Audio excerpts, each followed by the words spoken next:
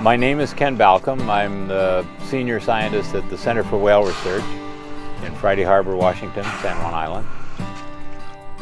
I went to college in the late 50s, early 1960s, University of California. I majored in zoology. That was fascinating, the thing to do. What else you can do with your life? You know, why, be outside, study stuff? Cool. So I got fascinated with whales, and the first job I was offered was counting whales in Puget Sound. There was a myth going around that you can't tell them apart. It's like fish in the ocean. How are you going to tell this fish from that fish, you know? The U.S. government didn't believe at the time that the science was that good that you could tell whales apart, or the photography was that good. They hired me to see whether or not it was. The fin and the saddle pattern on them are the identifying features. And the saddle is that gray pigment area just behind the fin on the back. It varies in shape. It's an area where scratches show up nicely, and that's how we tell them apart. Back over to this one. This is 36 years later with virtually identical photographs of the saddle pattern. The system works. It's wonderful. It's very, very handy. I began the study for the U.S. government under contract on April Fool's Day, 1976. By Halloween, 1976, we'd identified everybody there and concurred completely with Mike Bigg that we knew everybody, every whale in the population.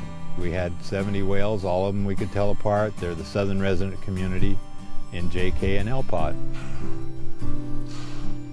So if we could do that in 1 year and then do it the next year and see all the same individuals and do it the following year, and then we'd see who's the new baby, we'd have a population of animals that we would know completely over a life cycle and answer questions that were biologically interesting. So off we went and did it.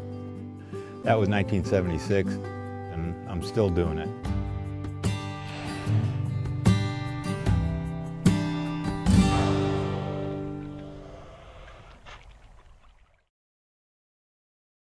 When I got into cetology, the study of whales, actually it was in 1963.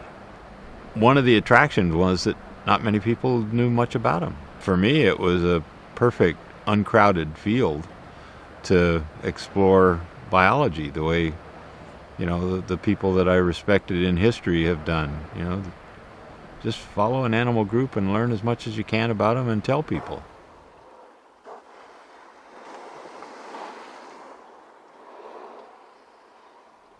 Our new outreach and education center in Friday Harbor was opened in order to introduce the public to the facts of what these whales need.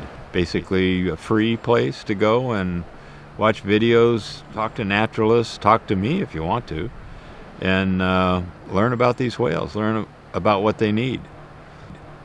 I believe there's hope, mostly because I believe that the salmon have this powerful will to survive, to return to their natal rivers, to spawn, to keep reproducing.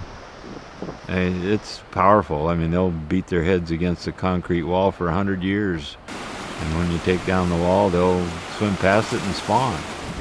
We already know enough. The research is done. The path is clear. Get rid of the dams. Let the fish go up the streams and spawn and produce future generation, millions of them.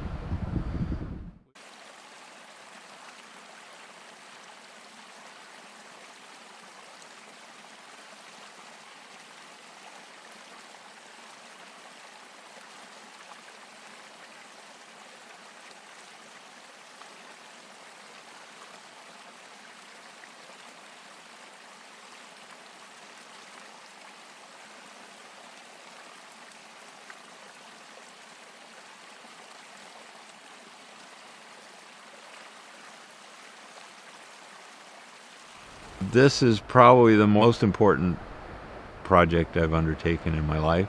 There's a lot of opposition, but we'll prevail.